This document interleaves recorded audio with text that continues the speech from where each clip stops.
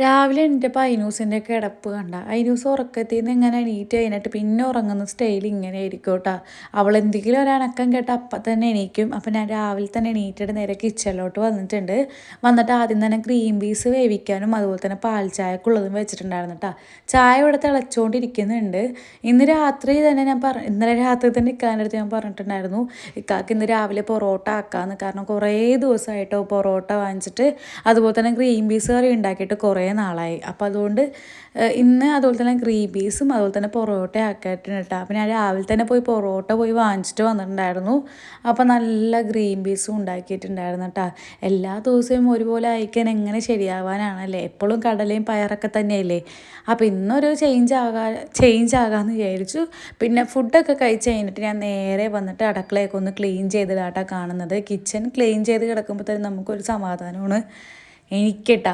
അങ്ങനെ എല്ലാ സ്ഥലങ്ങളും ക്ലീൻ ചെയ്തിട്ട് വെള്ളം കുടിക്കാൻ വേണ്ടിയിട്ടുള്ളത് ചൂടാക്കാൻ വേണ്ടി വെച്ചിട്ടുണ്ടായിരുന്നു കേട്ടോ. ഇനി അതവിടെ ചൂടാകുമ്പോഴത്തേക്കും എനിക്ക് കുറച്ച് ക്ലീനിങ് പരിപാടികളൊക്കെ ഉണ്ട്. അപ്പോൾ അതെല്ലാം കൈയോടെ ക്ലീൻ ചെയ്യാമെന്ന് വിചാരിച്ചു. ഇന്നൊരു പ്രത്യേകതയോടുണ്ട്, അത് ഞാൻ അപ്പോഴത്തേക്കും ടി വിയിൽ നല്ലൊരു സോങ് കളിക്കുന്നുണ്ടായിരുന്നു കേട്ടോ. അപ്പോൾ അതൊക്കെ കേട്ടിട്ടാണ് ഞാൻ പണിയെടുക്കുന്നത്. നമ്മൾ ഐനൂസിൻ്റെ ബർത്ത്ഡേ ആയിട്ട് ഇന്ന് അവളുടെ ഇന്നത്തേക്കും അപ്പോൾ ചെറുതായിട്ടൊരു കേക്ക് കട്ടിങ് ഒക്കെ ഉണ്ട്. നമ്മുടെ വീട്ടിൽ വെച്ചിട്ടല്ല, എൻ്റെ വീട്ടിൽ വെച്ചിട്ടാണ് നടത്തുന്നത്. അപ്പോൾ അതുകൊണ്ട് എല്ലാ ക്ലീനിങ് പരിപാടിയും കഴിഞ്ഞിട്ട് വേണം എനിക്കൊന്ന് വീട്ടിലോട്ട് പോകാൻ വേണ്ടിയിട്ട്. ഇന്നത്തെ ദിവസം ഐനൂസിനെ പരമാവധി ഞാൻ കരയിപ്പിക്കാണ്ട് നോക്കുന്നുണ്ട് കേട്ടോ. അപ്പോൾ അത്രയുള്ള ഇന്നത്തെ വീഡിയോ ഇഷ്ടപ്പെട്ടു.